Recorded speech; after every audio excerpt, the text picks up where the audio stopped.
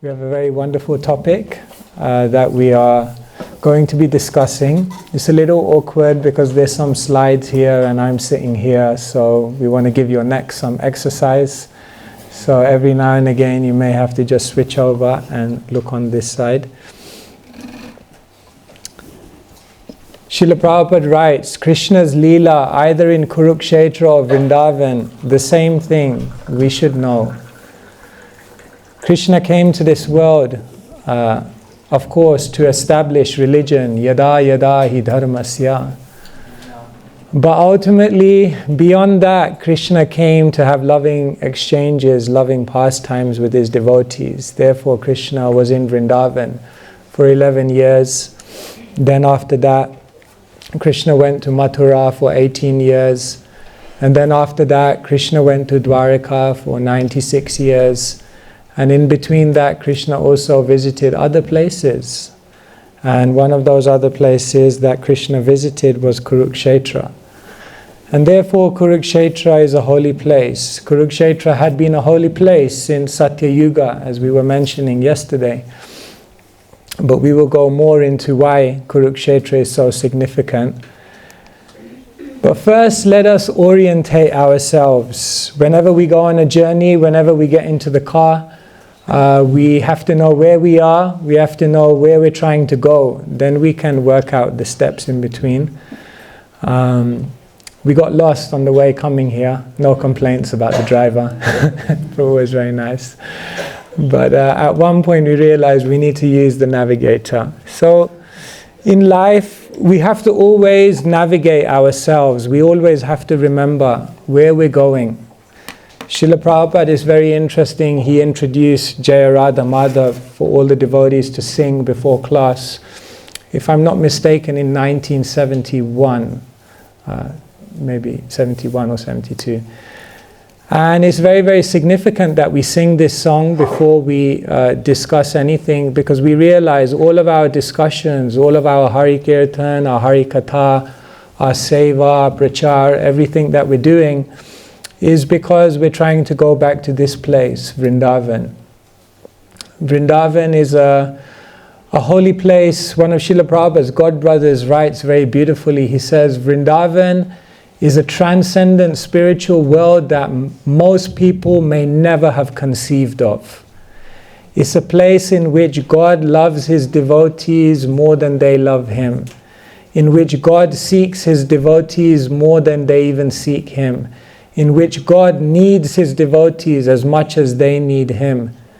He said in Vrindavan, God is more human than superhuman. He's more natural than supernatural. Vrindavan is a place in which the full character of God comes out. We often take it for granted, Vrindavan, Krishna. We've heard it. We heard it since day one. But this is actually a conception of God, a conception of the spiritual world that most people have never conceived of.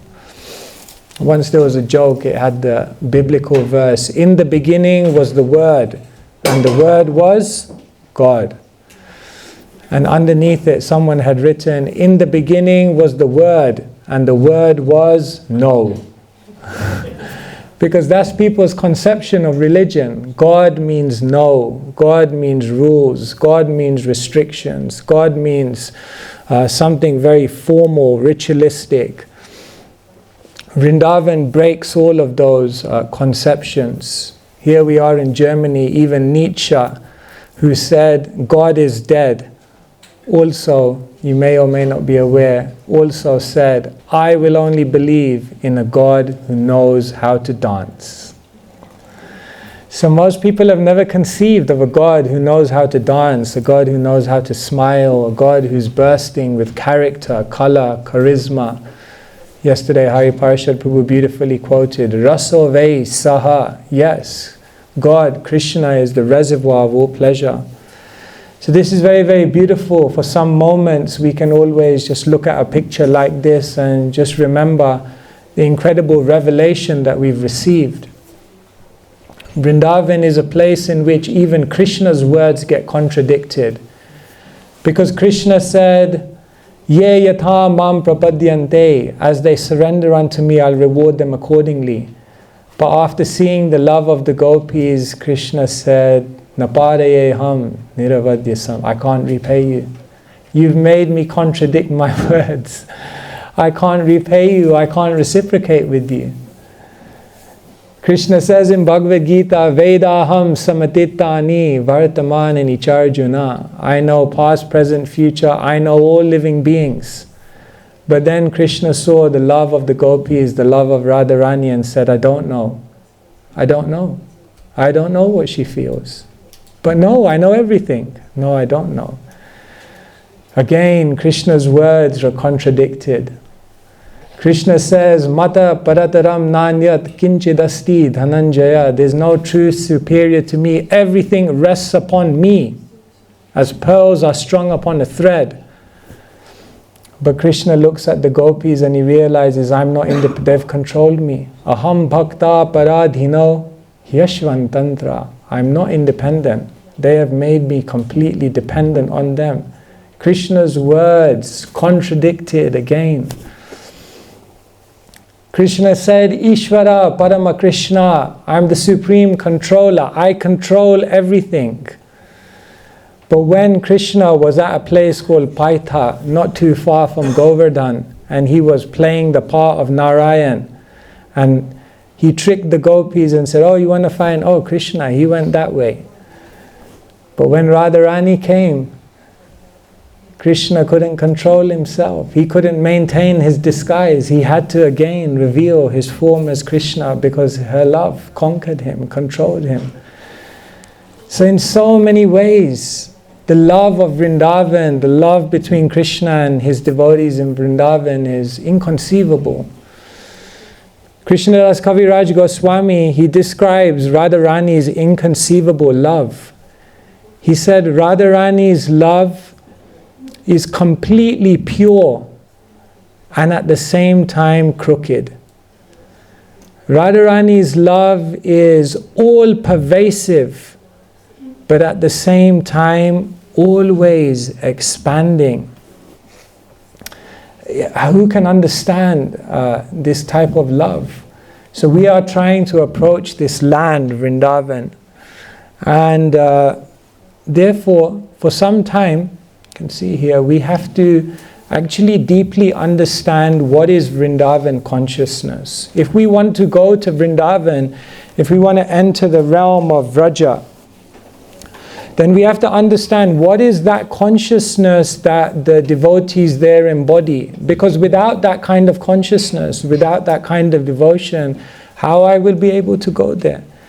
And so, broadly speaking, we can say there is the conventional devotee who has something called Lokika Shraddha, just a worldly, cultural type of faith. Then there is a committed devotee, one who is taking up really the practice of Krishna consciousness with some substance. But then there is the confidential devotee. And for some moments, it's important for us to understand what is the distinction between all of these? And there could be many ways to look at it. The first way we may want to look at it is that the conventional devotee is more focused on their identity, the social position, the externals of whatever they're following. Whereas a committed devotee is taking up the practice, sadhana bhakti. Rupa Goswami says like that, no, that Rishikena Rishikesha Sevanam Bhakti Ruchyate. They're using their senses now actively to serve Krishna. But in confidential devotion, these things are there, the identity, the process of Krishna consciousness, but they to some extent go to the back. And Krishna's personality, Krishna's charm, Krishna's wonderful name, his qualities, that immediately begins to pervade their mind more than anything. For a conventional devotee, they're driven, Bhaktivinoda Thakur says, bhaya, asha, by fear and desire. The committed devotee has a sense of duty, practices out of a sense of understanding, this is good, this is needed, this will purify me. But the confidential devotee is driven by love. We can begin to map you see, when we look at this chart, we will see elements of everything coming into our spiritual journey. Whenever we look at anything like this, it's not black or white, that we're in column 1, 2, or 3. But we can begin to look, where is my devotion going? What trajectory am I on? Am I going from left to right? Am I going from right to left? Am I stagnant? It begins to help us understand whether we are actually orientating our consciousness towards Vrindavan. The conventional devotee is interested in rituals, but the committed devotee has the knowledge, the understanding, so the ritual is done with more depth. It's not just an empty act, but it carries meaning, it carries purpose. But for the confidential devotee, there are no rituals. Everything is natural. They don't do it for a purpose. They do it because they're driven by their innate enthusiasm and desire. The conventional devotee says, yes, Krishna is part of my life on a Sunday, on a day of the week, or in a part of the house, or in a section of their life, or in a part of their social circle. But for the committed devotee, everything, yad karoshi, yad ashnashi, yad johoshi, dadashi yat. Krishna becomes part of every part of their life. But then for the confidential devotee, can there be anything higher than making Krishna part of every part of your life? Can there be anything higher? Yes, there can be. Because for a confidential devotee, they enter into Krishna's life. Krishna says, Madchita, Madgata Prana. Madgata Prana literally means their lives enter into me. Their lives come into me. They actually lose a sense of their own life. They're now living in Krishna's life. The confidential devotee gives something to Krishna, isn't it? 1 for Krishna, 2 for me, 2 for Krishna, well, 1 for me at least. The committed devotee gives everything to Krishna. Yes, there were disciples of Bhaktisiddhanta Saraswati Thakur Grihastha disciples who used to go to work and give their entire pay packet to Bhaktisiddhanta Saraswati Thakur, and whatever he wanted to give them back for their maintenance, they accepted. There's a very high level of surrender. So what can be higher than that? Can there be anything higher than giving everything to Krishna? Can there be? Well, there's a blank space there. That means there is. What can be higher than giving everything to Krishna? Krishna gives it back to me. Mamatam. I give everything to Krishna, but Krishna is mine. This is the spirit of the devotees in Braj. Krishna is mine. Everything is for Krishna, but Krishna is mine. A high sense of possessiveness. The conventional devotee, Krishna is subservient to me. They are asking always, Krishna is the cosmic order supplier, the port of call in times of want and need. But the committed devotee realizes, no, it's not about what Krishna can do for me, it's about what I can do for Krishna. In other words, they place Krishna above them and become Aham Dasyam, I am a servant. But in the spirit of confidence, then there is intimacy. Can you see now, we begin to paint a picture of what is Vrindavan consciousness. For most of us, we are trying to orient our lives and become here. Become fixed in being a committed devotee, isn't it?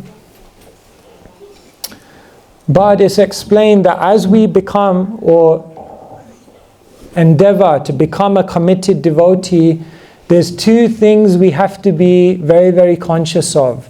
The first thing is the tendency to slip back into being conventional in the way we carry ourselves as devotees. So that's the first thing as we strive to be committed devotees.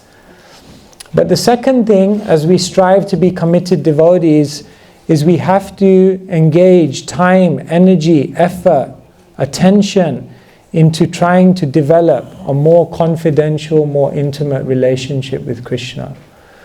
And for the devotees who do this, they try to establish themselves in committed Vaidhi sadhana bhakti, and at all times being conscious not to slip into being conventional, and at all times being conscious to try to embrace a higher level of naturality and intensity in their devotion.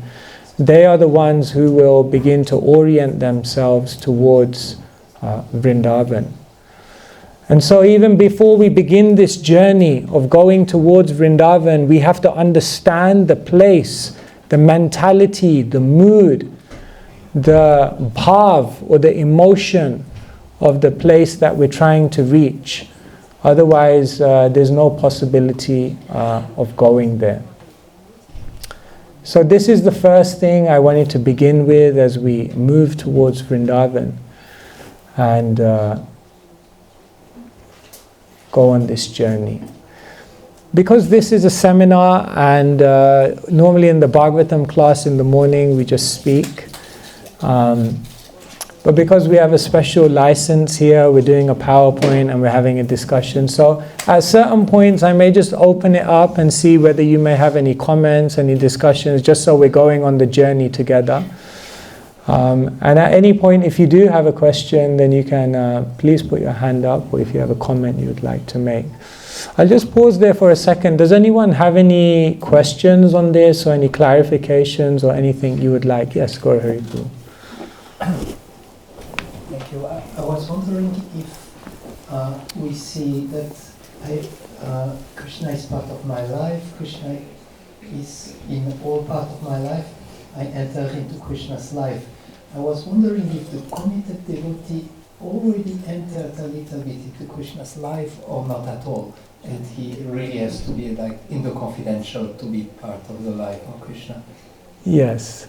Yes, as we know, the stages of devotion are not linear. So even, for example, just to backtrack, Vishwanath Chakravarti Thakur talks about Shraddha to Prem. Ado Shraddha, Tata Sadhu, Sango Tha Bhajana Kriya. So he explains there's 9 stages that we go on from initial faith to pure love for Krishna. And if we look very, very closely, then we begin to see that these stages are not, separated. There's a flow over from one step to the next. Just like before the sun rises, you already see the sun rays. So there's some sense in which before the sun even rises, you're already seeing the sun because the sun rays are there. So similarly, when one is, for example, at the stage of bhajana kriya, it's not that there's no ruchi. There is taste, because already we're getting a glimpse of that. But only when that ruchi becomes prominent enough as a major part of your life will we say someone is on the stage of ruchi. And it also works the other way. Even when we're on the stage of ruchi, does it mean that we don't do sadhu sangha? No, we do sadhu sangha.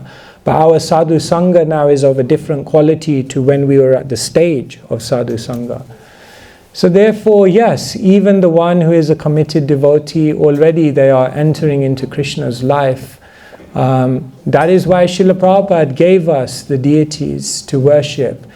That is why there are 8 artis in the day, and every arti is marking a time in the transcendent realm when Krishna is doing something. So yes, Mangala Arati. Why so early? Because Krishna wakes up. Why 7 o'clock? Because yes, Krishna is taking his breakfast and going ready to go out. Why 12:30? Yes, because that's the time when Krishna and the Gopas are somewhere near Govardhan, maybe somewhere near a kund, and they're all bringing out their lunch boxes and sharing it with each other and stealing each other's items. Already when we're worshipping the deities, we're already trying to enter into that. It's interesting, Krishnadas Kaviraj Goswami went to Vrindavan, and he was immediately loved by all the devotees, especially in the Radha Govinda temple. So he thought, what can I offer them as a gift? And the beautiful gift that he gave them was Govinda Lilamrit. He gave them a beautiful book. He wrote them a beautiful book explaining all the different things that Govinda Ji does at different times of the day, so that when they would be doing their puja, they could do it with that kind of meditation in mind.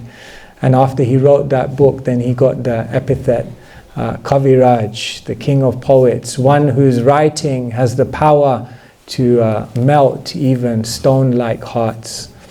So yes, the committed devotee is to some extent entering into Krishna's world. Every time we come into the altar, we're entering into Krishna's world. Every time we come into the Dham, we're entering into Krishna's world. But this really means to enter and to begin to see everything from Krishna's point of view. You see, the main thing about a confidential devotee is that they have entered Krishna's world in the sense that Krishna has become the center. For us, we're entering some parts of Krishna's world, but still we're the center. So we are in Krishna's world, but we're almost like intruders. Have you ever felt like that? Sometimes you go to Vrindavan and you think, I'm an intruder. I don't belong here. Actually, I'm not supposed, but Srila Prabhupada was very kind. He opened the door. He opened the back door. But an intruder, because we don't have Braja consciousness. So yes, sorry, that was a long-winded answer. But yes, already some elements are coming there. Yes, so we are trying to go towards Vrindavan. But what we are going to do over the next 2-3 days is we're going to stop. Before we get to Vrindavan, we're going to stop at Kurukshetra. And yesterday I was mentioning Kurukshetra is a very, very special place, because we can see Kurukshetra in 3 dimensions. Kurukshetra in these 3 dimensions give us 3 very, very important lessons if we want to enter into Vrindavan. The first dimension of Kurukshetra is to see it as a Yuddha-Ksetra, a place of battle. The second dimension we can see Kurukshetra in is as a Dharma-Kshetra. Dharma-Kshetre, Kurukshetre, Samaveta Yuddha-Sava. Dhritarashtra says, yes, Kurukshetra is also a Dharma-Kshetra, a place of religiosity. And Kurukshetra is also a Viraha-Kshetra. Viraha or Vipralamba means separation. So it's also a place of separation. And as we go through these different dimensions of Kurukshetra, we'll begin to start understanding what it means to qualify myself to go to Vrindavan. One of the main things Srila Prabhupada often used to say was, first deserve, then desire. Of course, we could also say that when we desire deeply, then we work hard enough to make ourselves deserving. So the other side could also be true. But the point is, we have to qualify ourselves. And these lessons in these 3 dimensions of Kurukshetra help us to understand what it means to qualify ourselves. So the first dimension is we want to look at Kurukshetra as a battlefield. What does the battlefield setting of Kurukshetra, what does that have to do with Vrindavan? Is it that you learn some fighting skills in Kurukshetra so that you can fight in Vrindavan? Like, what is the connection? It's very, very interesting. So first, before we look at what that connection is, I just want to read from the 3rd verse of the 2nd chapter of the Bhagavad Gita, which is perhaps one of the very first things that Krishna says to Arjuna while they go in the middle of the battlefield. So you can repeat after me. Klebhyam smagama partha Netatvai upapadyate Shudram hridaya daurbalyam Tyaktvateshta parantapa Klebhyam smagama partha Netatvai upapadyate Kshudram hridaya daurbalyam Tyaktvateshta parantapa. Krishna says to Arjuna, O son of Pritha, do not yield to this degrading impotence. Krishna doesn't mince his words. Very strong. It does not become you. Give up such petty weakness of heart and arise, O chastiser of the enemy. Arjuna is bewildered, Arjuna is baffled, he's completely confused, he's looking at the battlefield and he's saying, I want to walk away, I want to leave. This is Arjuna who said, if someone ever tells me to put my Gandiva bow down, I'll kill them. The same Arjuna, Gandivam Shramshate Hastat, from his hand, the Gandiva bow is slipping. This means when the Gandiva blow is slipping from Arjuna's hand, it means that Arjuna's determination, Arjuna's strength, Arjuna's hunger for life is being lost, is slowly slipping away. So Krishna comes in and tells him, give up your Hridaya Daurbalyam, give up your weakness of heart. Put your hands up if sometimes you feel you suffer from weakness of heart. Yes. Weakness of heart is there. Can you tell me some of the things which are the weak? How does your weakness of heart manifest? You can shout out a few things. Laziness. Laziness. Lack of discipline. Lack of discipline. Procrastination. Fear.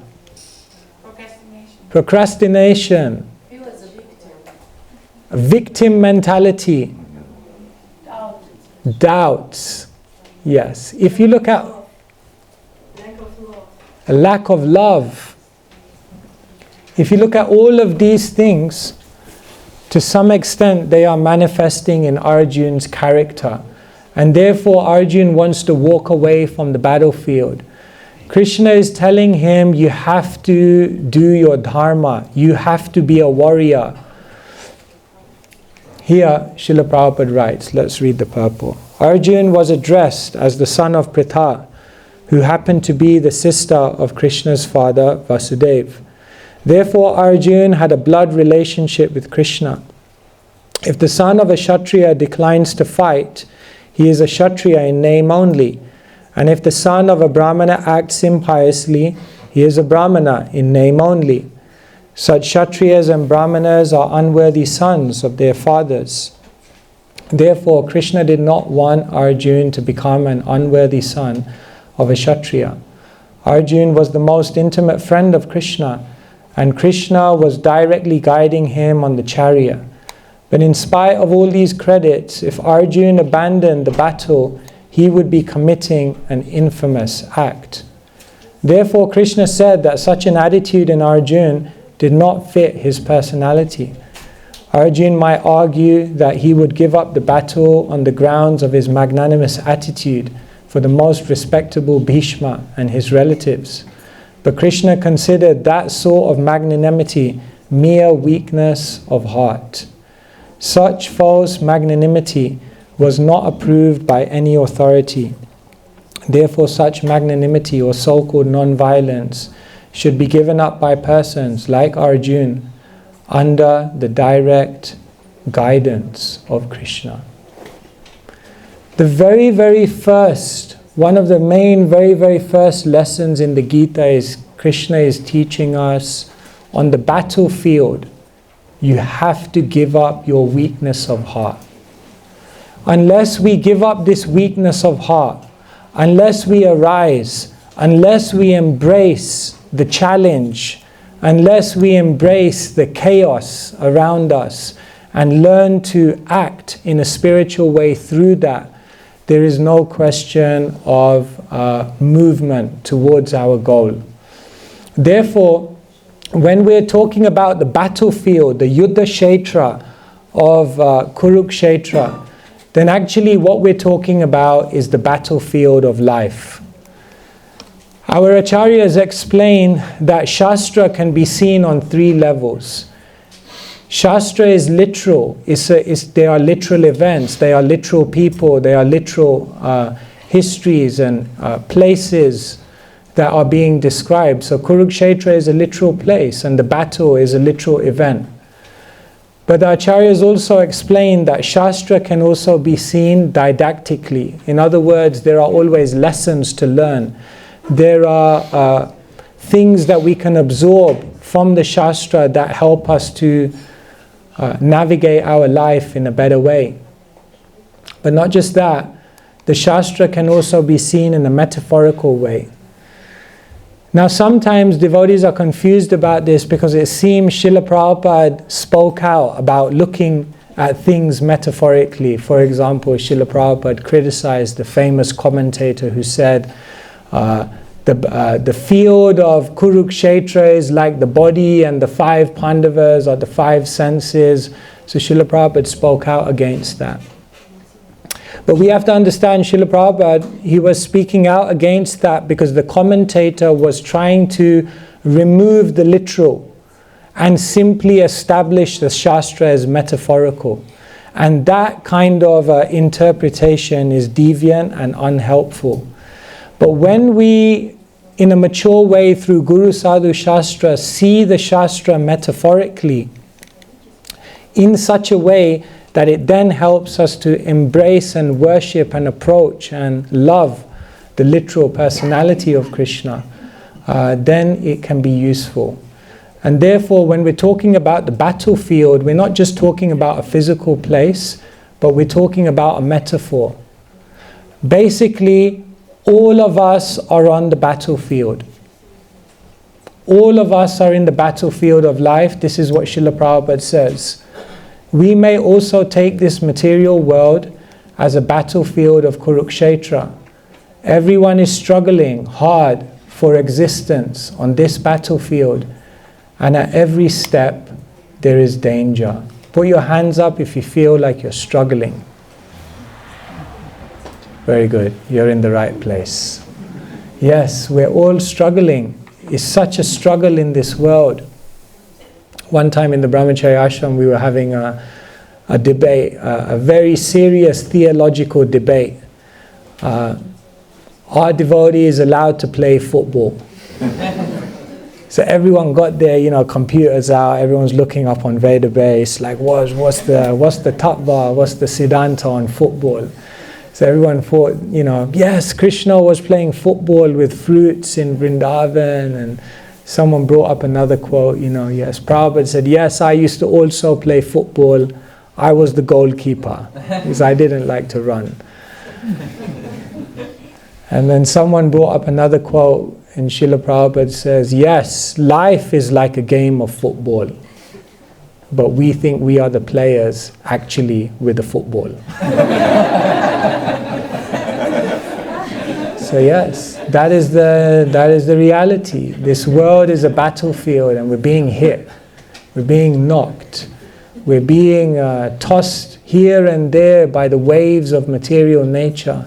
Sometimes it feels like it's too much. The Kurma Brahmana said to Mahaprabhu, I want to leave. The waves of material life, I cannot tolerate them anymore. Just like Arjuna wanted to leave the battlefield because he said, I can't tolerate this anymore. So what is Krishna telling them? You have to become a warrior. You have to become a spiritual warrior. There's no question of going to Vrindavan unless we become spiritual warriors. There's no question of going to Vrindavan unless we develop the strength and resilience to deal with the struggles of life. It's interesting, Srila Prabhupada, when he set up ISKCON, it's almost like he employed this military terminology. The temples are military bases. The books are bombs. The one who's giving out the service is the commander. And when you write a letter, you tell the other devotee what camp you're in. It's interesting that Srila Prabhupada is almost like this military terminology of ISKCON. And maybe in that military terminology we lost a bit of heart, and it became a little too military and not enough heart. Yet we might want to consider that even in that military terminology there is something deep to learn. Vrindavan is sweet, Vrindavan is charming, Vrindavan moves the heart with so many beautiful emotions. But we cannot go there until first we become a spiritual warrior and learn how to deal with the difficult material world that we're in.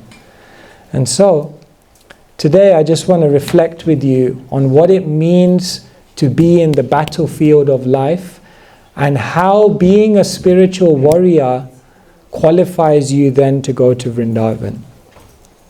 Now we could say, broadly speaking, there are 3 battlefields on which all of us are fighting. Yeah. The first battlefield we can say is the battlefield of the soul. Okay, I'm just going to draw here a little bit because then it helps you to picture it in your mind. The first battlefield that we're fighting on is the battlefield of the soul, and I'll come to what this means. We can say the second battlefield is the battlefield of the Sangha. Sangha? Battle? Warfare? Really? I'll explain what I mean. And the third battlefield that we're fighting on, we can say, is the battlefield of society. Now these are the 3 broad battlefields on which all of us are fighting. Now one thing to understand is that the nature of the world is that everything is always being pulled down, isn't it? Like you have gravity, it always pulls everything down. So therefore the nature of this world is that there is always degradation. If one is not active, if one is not attentive, if one is not alert, then there will be degradation. And therefore, spiritual warriors are always fighting. Spiritual warriors are never inactive because there's a constant degradation going on. So if you become inactive, then immediately degradation will overcome you. So they're always fighting. Fighting against that degradation. Now the first battlefield is the battlefield of the soul. We can say this is the inner battlefield. Each one of us have an inner battlefield. What are we fighting with? All of us know. We're fighting with anarthas, isn't it? Lust, anger, greed, envy, pride, madness, illusion, all these things. Not just anarthas. We're fighting with upadhis. It's so easy to start identifying with our ashram, identifying with our position in this world, identifying with our abilities, gaining a sense of meaning through these things. Just 1 second, I'll come to you in a second. We're also fighting with doubts. Not just that, we're fighting with trauma. Isn't it? So much trauma from the past, bad experiences. We're fighting with confusion, bewilderment. These are the things which are constantly bringing the soul down, degrading the soul. So therefore, a spiritual warrior always has to fight. So the first fight we have is the fight against all of these things. Unless we engage in this inner battle, there's no question of qualifying ourselves in Vrindavan consciousness. The second battlefield is the battlefield of the Sangha. It's interesting that Bhaktisiddhanta Saraswati Thakur said, the spiritual institution is a necessary evil. It's necessary because without this Sangha, without this support, without this kind of network, how will we ever generate the enthusiasm, the strength to go back home, back to Godhead? But it can also become evil because as soon as you have an institution, you have power struggle, prestige, position, popularity. All of these things begin to compromise the purity of what the Sangha stands for. When you have a Sangha, then you also have disunity is possible. You can have conflict. And in this way, the spiritual warrior is not just fighting their internal battle, but they're coming into the Sangha of devotees and trying to fight against all of this to help maintain the purity of the Sangha. And therefore each one of us have to be spiritual warriors to contribute to uplifting the Sangha that we are in, the communities that we're in. Because we're all connected. Two people were on a boat and the person on the other side of the boat said, no, there's a hole in the boat, there's a hole in the boat. And the other person on the other side said, I don't care, that's your problem, it's on your side of the boat. No. A hole in the boat means there's a hole in the boat. And it doesn't matter what side of the boat you're in, everyone's going to be affected.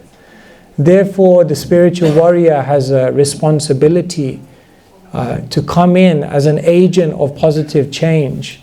Sometimes we look around and we say, oh, ISKCON this, ISKCON that, ISKCON should be like this. And sometimes we also have to step back and think, I have to be the change. I have to be a positive contributor. I have to be the one coming in to try to lead by example. I have to do what I can to uplift.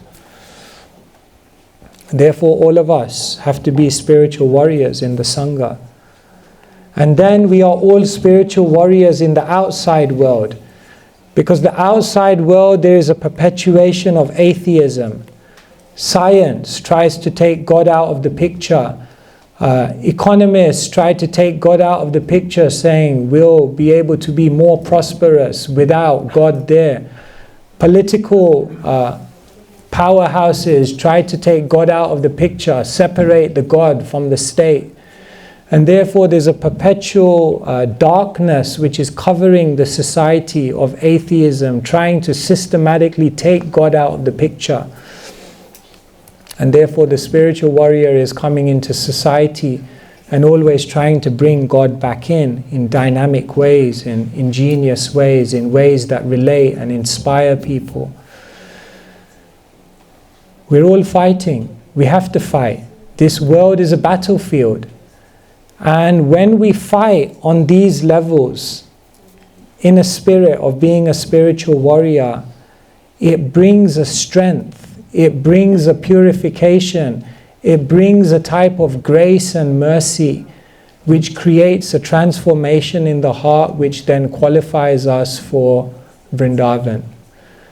The interesting thing is that the battles that we have in these arenas are also not isolated. Unless you fight the inner battle, unless you're constantly introspective about your inner battle, you can't really do much to help in the battle to maintain purity in the Sangha. If someone is not striving for purity in their own life, how can they be an agent of bringing purity into the Sangha? And the interesting thing is that if the Sangha is not embodying purity, how can we ever go into the world and try to bring purity into the world if we're not even showing that within the microcosm of our own communities? Sometimes people try to change society, they try to be spiritual warriors in society without fighting on the other levels. That doesn't work. We have to simultaneously fight on all of these levels. And so, if I say the word spiritual warrior, which person in ISKCON would come to your mind? We would think of Bhakti-tirtha Swami, because he was someone who really made spiritual warriorship. He brought that to the forefront of our consciousness. And if you look at his life, it's very, very interesting, because he was actually the consummate spiritual warrior on all of these levels. On the inner level, he was such a deep thinker. I was once having a conversation with Kadamba Kanana Swami, and we were talking about different gurus, and he was saying every guru comes with a gift, and every guru has something special that they also pass on to their disciples. And so I was asking him about different personalities, and when we came to Bhakti-tirtha Swami, he said Bhaktitirtha Swami's very, very special gift was that he was deeply introspective and deeply reflective. And he was able to pass that on to his followers. So yes, in the life of Bhaktitirtha Swami, we can see someone who is deeply introspective, looking within the heart, coming face to face with anarthas. He would write very deeply revealing things that someone may hesitate to write in public. He was writing it, showing to the world how we must confront the demons within our own heart. Once he wrote this offering, it was like, when I read it, it was deeply shocking. I can't remember exactly how it goes, but he said, it was something to the effect of, and Srila Prabhupada, I will come in front of you and I will say, I have opened up this many temples, and then you will ask me, but have you given up sex desire? And then I will come to you and I will say, Srila Prabhupada, I distributed this many books, and you will ask me, but have you given up sex desire? And Srila Prabhupada, I will come to you and I'll tell you, I traveled the world this many times and helped this many devotees, and you will ask me, but have you given up sex desire? And he just kept on pushing this point, looking deep within himself, that what have I actually done to transform my own heart? Because he was such a spiritual warrior in the inner battle. But not just that, Bhaktitirtha Maharaj was an incredible spiritual warrior in the Sangha, because he was a real community builder. He was like an ambassador of love. He was bringing the devotees together, and he was he made these very amazing classes in Mayapur, cleaning Srila Prabhupada's house, confronting issues in the society that no one else wanted to talk about, to bring about that purity. And not just that, Bhaktitirtha Maharaj was such a spiritual warrior in the world. It's interesting that he was given the name Bhaktitirtha, because Tirtha, I was mentioning yesterday, means bridge. And if you think about it, Bhaktitirtha, the bridge of devotion, that's exactly what he was doing, because he was going out into the world, and through the language, through the ingenuity, through his dynamism, he was building bridges for people to connect with Krishna consciousness, for people to connect with genuine spirituality. So such a spiritual warrior. And if you read his biography, then it's very, very beautiful. The final part is explaining how in his final days, he was completely orientating himself on Vrindavan. He became completely immersed in Vrindavan, in the emotions, the mood of Vrindavan. And we can understand he became qualified to do that because he was such a spiritual warrior in his life. And so I'm sharing this with you today as our beginning point. In going to Vrindavan, we need to become spiritual warriors, because this world is tough. This world is harsh. This world is full of obstacles. This world is painful. This world sometimes is shocking, the things that happen. But if we become overcome by weakness of heart, then we won't be able to continue on this journey to Vrindavan. We're not going to reach Vrindavan just by fighting. That's not what we're saying here. You can only reach Vrindavan through love. But while we're awakening that love, we have to fight. We have to fight the material energy. And therefore, I very much like this prayer. I think this was written by Burijan Prabhu. I think one day he came out into the Govardhan area, and in the Govardhan area you see many sugarcane machines, and they put the sugarcane sticks through that machine, and there's a wheel, and it crushes the sugarcane stick and sugarcane juice comes out. And when he saw that, he wrote this prayer: may the hard crushing wheel of life extract some humility from my offense-hardened heart. And may the nectar of that humility give rise to pure love for Krishna. So yes, the world is like a battlefield. The world is full of so many challenges. And unless we become strong, unless we become resilient, unless we learn how to turn that pain into purpose, unless we learn how to turn our problems into progress, unless we learn to give up the weakness of heart, we won't find that we get the real traction to develop this higher quality of devotion that qualifies us for Vrindavan. And so this is where I wanted to kind of begin our discussion as we talk about going to Vrindavan. Okay, I did see some hands, so let me take some comments and then we'll discuss further. Hare Krishna, Maharaj. In the beginning of the chart you just drew, you mentioned that degradation in this life or in this world is automatically taking place, and activity is counteracting this. And yesterday we were hearing from Hari Prasad about Yuddha-Ksetra, and I was still I'm still processing what I've heard, and also today what you said. Can you say more about this activity part which is lifting us up? As in what activities are lifting us up, or? Yes, and also Yuddha-Vairagya, yesterday we heard, and I heard it first time actually, that real Yuddha-Vairagya is already pure, is already, as I understood it, is already not attached in the first place to anything we have. For example, our body, we are very attached to our bodies, but we still use them to do service to Krishna, but it's not a real Yuddha-Vairagya, because Yuddha-Vairagya means we are detached from the things we use to worship Krishna.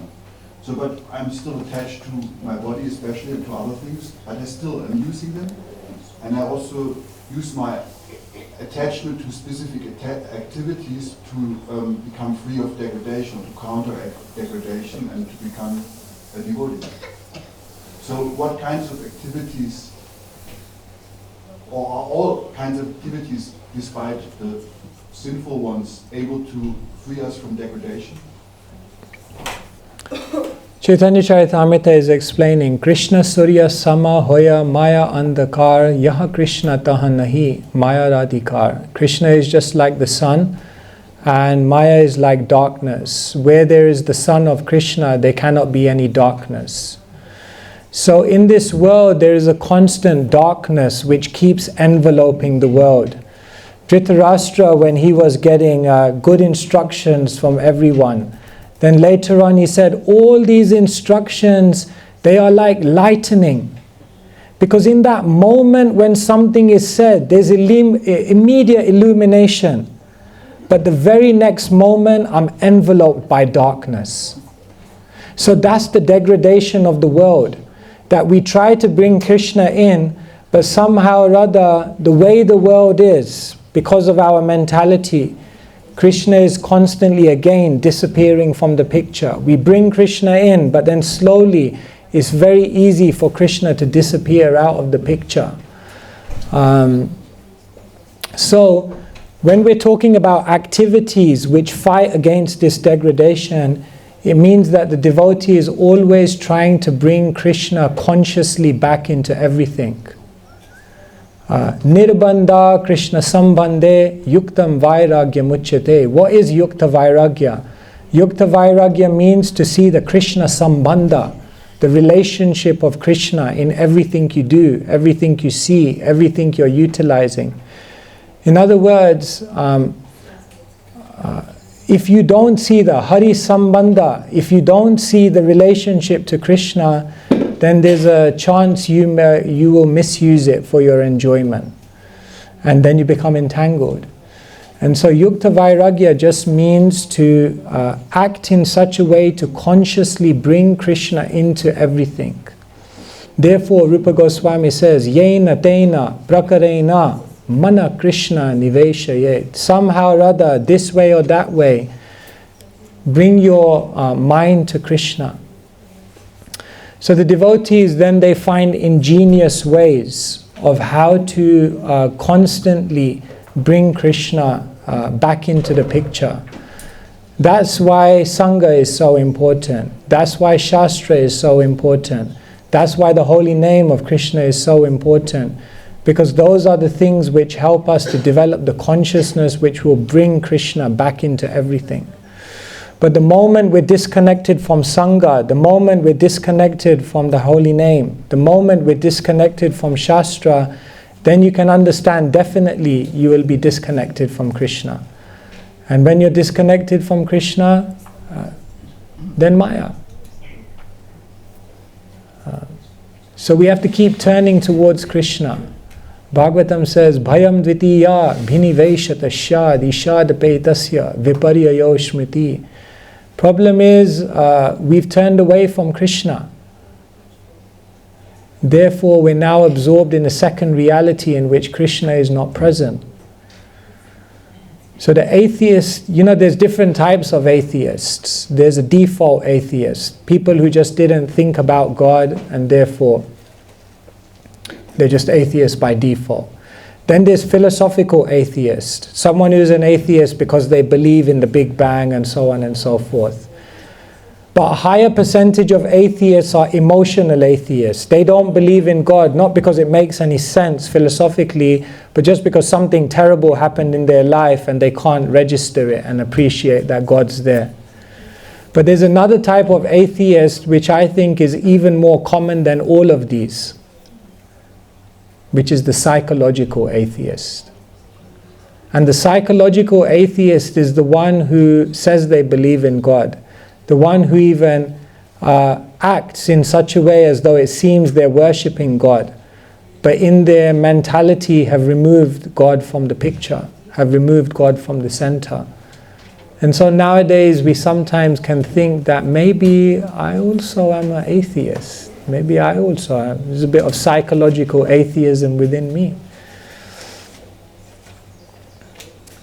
And then of course there are also transcendental atheists. And they're the members of the spiritual world in Vrindavan, because for them Krishna is not God.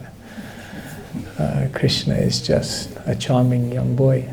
So yes, so this is how we fight against degradation, by constantly trying to bring Krishna back in. Fighting for that. The warrior is fighting to bring Krishna back in.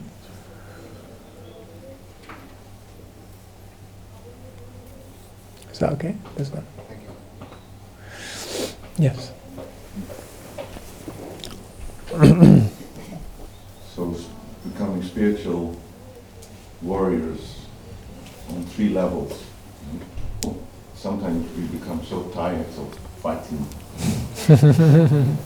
Because if you fight this, then something else pops up. And if you fight that, then something else pops up. So sometimes we focus really on our internal demons, really try to fight that. And we neglect a little bit the preaching, and we neglect a little bit the chaos in society, spiritual society. And sometimes we are so much absorbed in preaching, fighting the society, that we neglect our internal. So how to be a balanced spiritual warrior, how to focus on the 3 levels. Yeah. In our level of neophyte consciousness, so how can we fight in a balanced way? So it gets tiring to keep fighting. When will it? But I don't want to fight anymore. It's interesting, in the 2nd chapter of the Gita, Krishna says to Arjuna, happy are the Kshatriyas to whom such fighting opportunities come, knowing that it opens the doors to liberation. So it's interesting, at a certain point, a devotee starts to frame the struggle of this world in a different way. They start to frame the fighting of this world in a different way. They start to see all the chaos that they have to walk through in a different way, because they actually become happy. Like the Kshatriyas are happy when a fighting opportunity comes, because they know through this fighting the doors to the heavenly planets will open. And a devotee in the same way also knows at a certain level of advancement that all this fighting is good. Because this fighting is taking me out of this world.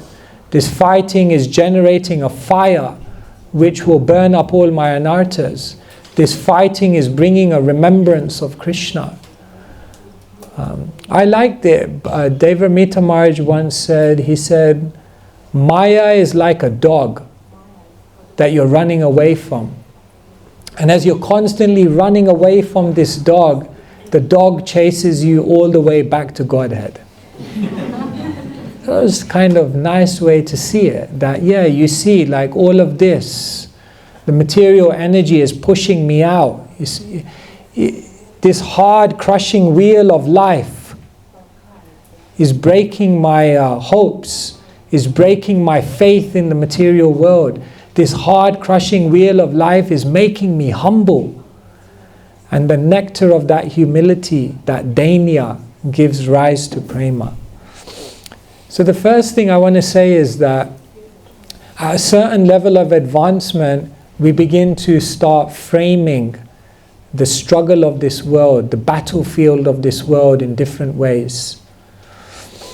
Even Srila Prabhupada, after he was fighting that the Juhu case and everything with Mr. N, and it all got over, then Prabhupada, he just sat in his room and he said, it was a good fight. And someday someone should write a book about this. And of course, Giriraj Maharaj did. Prabhupada was constantly fighting. Prabhupada said, I was fighting. In Mayapur, I was fighting against my godbrothers. In Vrindavan, I was fighting against the caste Goswamis. In Mumbai, I was fighting against the municipality. In America, I was fighting against the deprogrammers. Prabhupada said, practically everywhere I went, people were fighting with me. But he had become advanced enough. He was that Mahabhagava who had that consciousness. Now we're not there. We want to get there. We want to get to where Queen Kunti says that, yes, I want the fight. I want the problems. We're not there. So then we can remember on the battlefield of Kurukshetra, they would all fight during the day. But the interesting thing is, in the evening at a certain time, everything would stop. And then they would all get together. And it's explained that they would even go to the enemy's camp. And then together in the evening, they would unwind, relax, kind of chill out together. And then the next morning, the conches would blow and boom, all over again for the fight. So therefore, yes, we can learn from that on the battlefield of Kurukshetra, if they were doing that, then on the battlefield of life, sometimes we do need a respite. Sometimes we do need time just to be away from the spotlight. Sometimes we do need to be away from the preaching ground. Sometimes, dare I say it, we may even need a break from the ISKCON world. Don't quote me on that one. I like Vrindavan because I feel like in Vrindavan, you even to some extent come out of the ISKCON world. We love ISKCON. ISKCON is Prabhupada's body. We're fully dedicated to ISKCON. But sometimes that institutional identity also can become very heavy.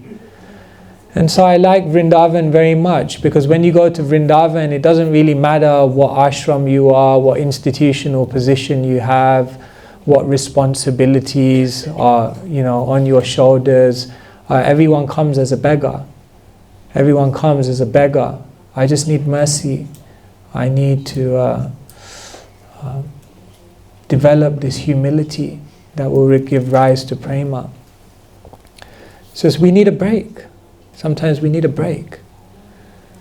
So, yes, in the fight, we should also take breaks. But then there comes a point. One disciple would ask the Guru, when will the fight stop? And the Guru says, the fight never stops. But at a certain time, you begin to relish the fight. So we don't know, we can't perceive that. What does it mean to relish the fight?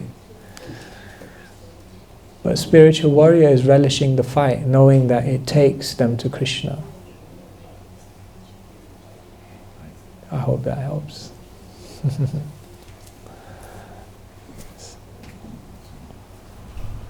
I think here there's a question.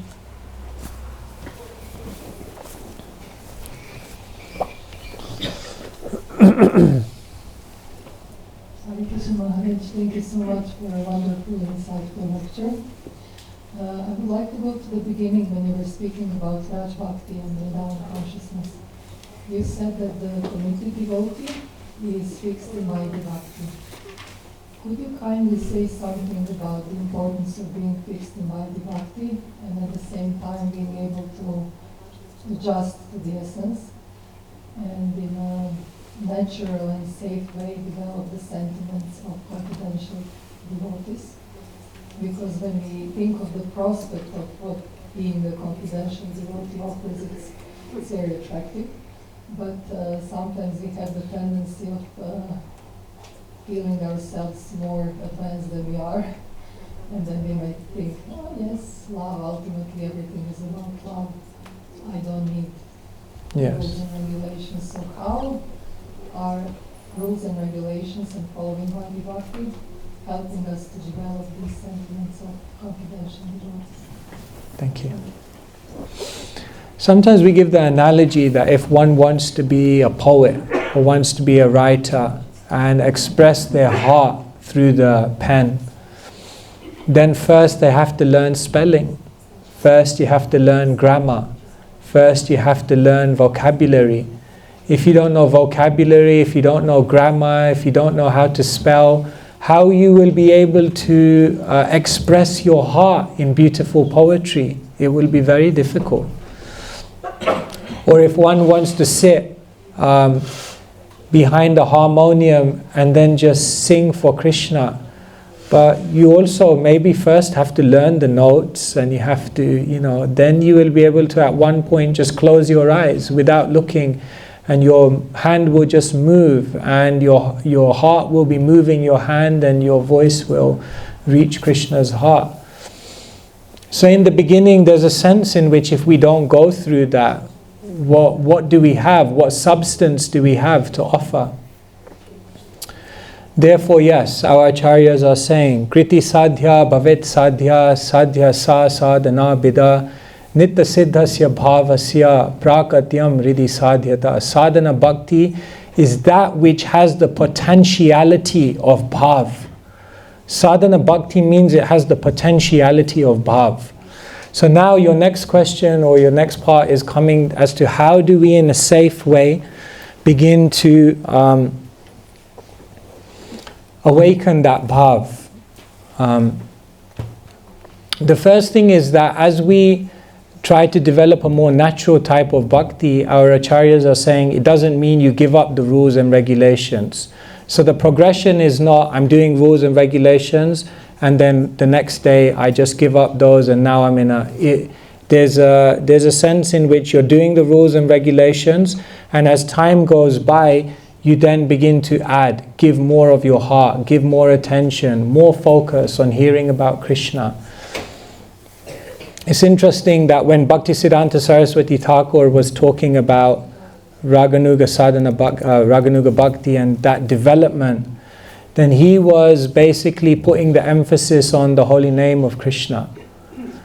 In his time where people were giving Siddha Pranali mantras and Ekadasa bhavs, and gurus were telling their disciples who they are in the spiritual world and the 11 aspects of their identity, Bhaktisiddhanta Saraswati Thakur said, I give my disciples the Siddha Pranali mantra, Trinadapi Sunichaina, Tarodapi Sahishnana.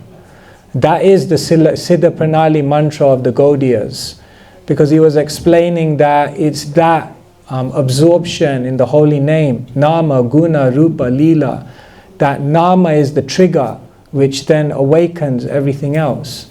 So as Vaishnavas then we're beginning to try to give more attention and more emphasis. Prabodhananda Saraswati says, Yatha yatha gaura padara vinde. When you go deep into the oceanic character, the mood, the mission, the pastimes of Gauranga, when you dive deep into that ocean, then you will emerge from the depths of that ocean and find yourselves on the banks of Vraj, where Radha and Madhav will greet you. So we're going through Mahaprabhu, we're going through Nam Sankirtan, and what we're gradually doing is putting more emphasis and bringing more of that into all the things we're doing. Another very, very interesting thing is that Rupa Goswami actually mentions what is bhav. Shantiravyarthakalatvam viraktir manashunyata ashabandha samutkantha namagane sadaruchi ashakti-stad gunakhyane pritistad vasati stale ityadayo nubhavyasyo jata bhavan kurejane. So he gives the symptoms of bhav. But it's very interesting, when you see Srila Prabhupada's lectures, he actually talks about the symptoms of bhav in a way that devotees can begin to try to emulate and try to live some of these things. In other words, a symptom of bhav, kshantir, extreme forgiveness. So then if we want to develop bhava bhakti, we try to develop that spirit. Avyarthakalatvam, a symptom of bhav is that you don't want to waste one moment of time. So if you want to develop bhava bhakti and move towards that, intensify and be more deliberate about how every moment of time is being spent. Viraktir, someone in bhav has a natural detachment.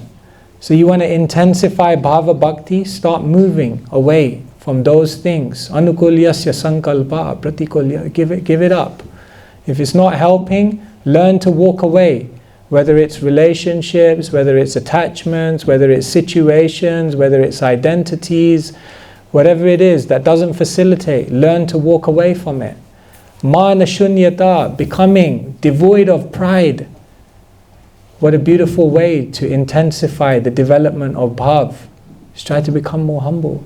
In every situation, to become a servant. When someone is struggling, to think, I have to be a servant, I have to help them. When someone is successful, to think, I'm a servant, how can we take them even further? When you're a leader, to become a servant, how can I help those under me to be the best they can?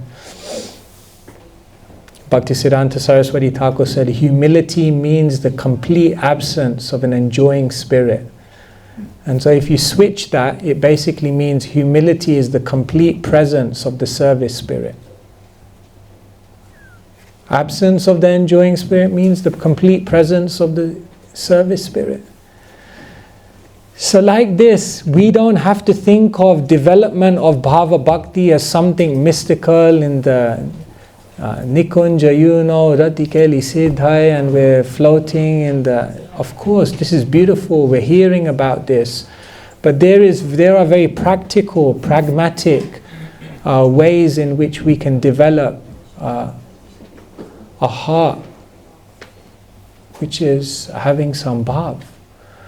And so the acharyas give us all of these insights, and ultimately, yes, through Nam, through the holy name of Krishna, that transition will take place.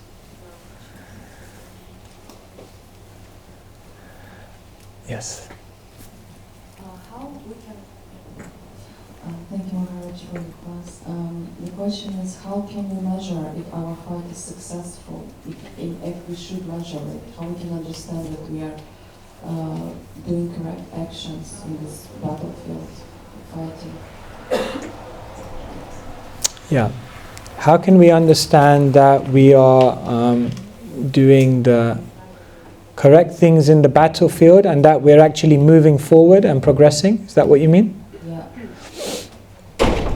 Yeah, so actually our teachers have given us everything. For example, if you take a book like Srimad Bhagavatam, okay, then you can say Srimad Bhagavatam is basically the anthology of love. It's basically giving you the stories of the devotees who have developed the purest love in the universe. It's basically showing you how relationships of love take place. So Bhagavatam is the anthology of love.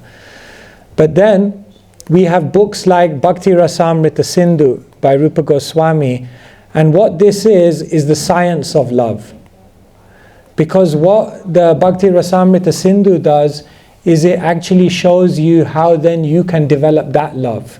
Therefore Rupa Goswami says, Ado Guru Padashraya, begin with taking shelter of a spiritual master, and then all the angas of devotional service will open up for you. And if you perform them systematically, then this is the science of how to awaken love. But not just that, then what the acharyas do, for example, Vishwanath Chakravarti Thakur takes 2 verses from the Bhakti Rasamrita Sindhu, and then he writes a book called Madhurya Kadambini. And what he does in that is he gives the roadmap of love. So he doesn't just say the science, but what he does is he explains what stage and what are the stages to that awakening of love, what are all the obstacles you'll face at each stage, what are the things that you'll observe within your being at each stage, what things should encourage you, what things should worry you. It's all there. So if we want to know whether we're fighting, whether we're fighting in a progressive way in which we're actually developing towards Vrindavan, love for Krishna in Vrindavan, then if we study these books, then we will actually be able to see there's a movement, there's a transformation. Krishna consciousness should be transforming us. The main difference between religion and spirituality is that spirituality transforms. And so there should be a transformation that we are observing within ourselves. So if we look closely, if we're introspective, and if we take the help of Vaishnavas who are also mature, then we'll be able to understand whether our trajectory is going in the right way or not. It's very clear. Just requires sincerity of purpose, study of Shastra, and Sangha of Saragrahi Vaishnavas, Vaishnavas who understand the essence. If you have those things, it will become very clear where I'm at, whether I'm moving forward, whether I'm just stagnant, whether I'm going back. Very clear. I see hands and I see the clock, the hands on the clock moving. I'm just thinking I'll just ask if Maharaj would like to make any comment or correction, or Hari Parshad Prabhu if they would like to. If you would like to, there's no... Hare Krishna. Thank you very, very much.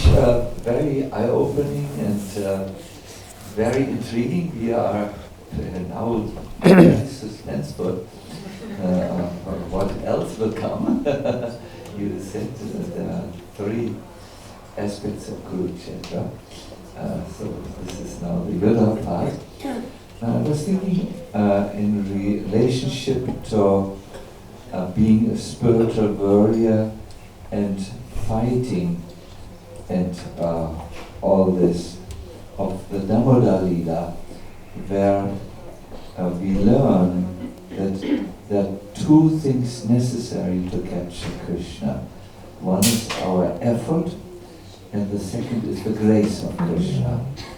Not everything, Mother Yashoda could not obtain everything by her effort, but still she needed to give the effort to convince Krishna that yes, that to use his other Shakti where he agreed to be bound. That is what I thought. And you have spoken very nicely about the effort, and I do know from knowing you and knowing your presentation, this is part 1. So there will be more insights. But thank you on highlighting the effort. It's absolutely important, my dear devotees. Without showing Krishna this concept of Bhagavatamrita, that you really want to obtain it, giving your best, going to there, giving really your best, without this, Krishna is not convinced that you really want bhakti. Hare Krishna. Thank you, Maharaj. Thank you so much, Maharaj. I had many reflections, but as you said, the clock is also raising its hand. The first thing that I liked very much was you mentioning how Srila Prabhupada critiqued those interpretations of the Gita which flattened the Gita into one dimension, that is only allegorical.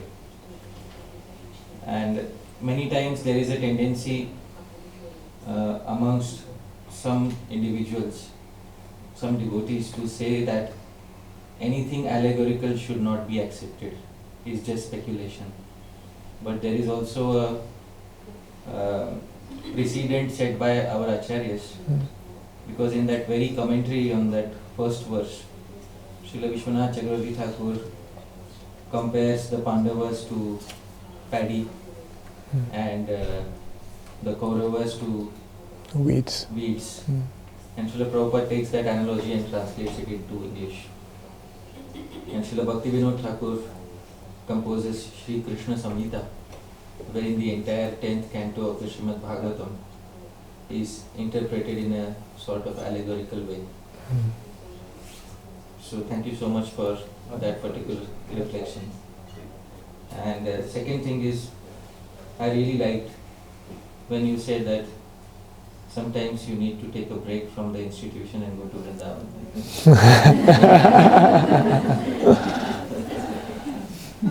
Thank you.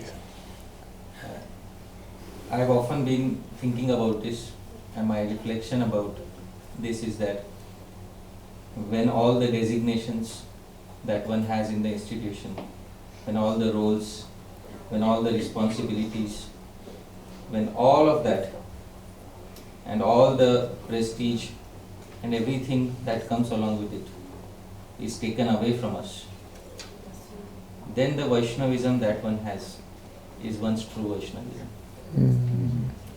So thank you so much for bringing that reflection, and thank you so much for inspiring all of us. I am very eager to hear, because I also have institutional battles to fight. I hope you will arm me with some good kavacha. Thank you so much, Maharaj. Thank you so much. Hare Krishna.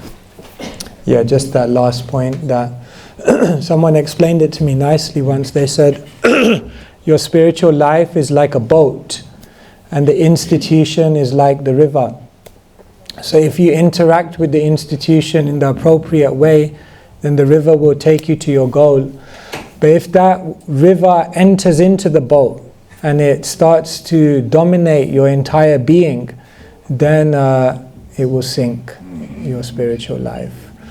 And so there's a very fine line, in terms of our complete loyalty and chastity and dedication to the movement, and beyond that, or in addition to that, our very deliberate and orientation towards our relationship with Krishna, free of all designations.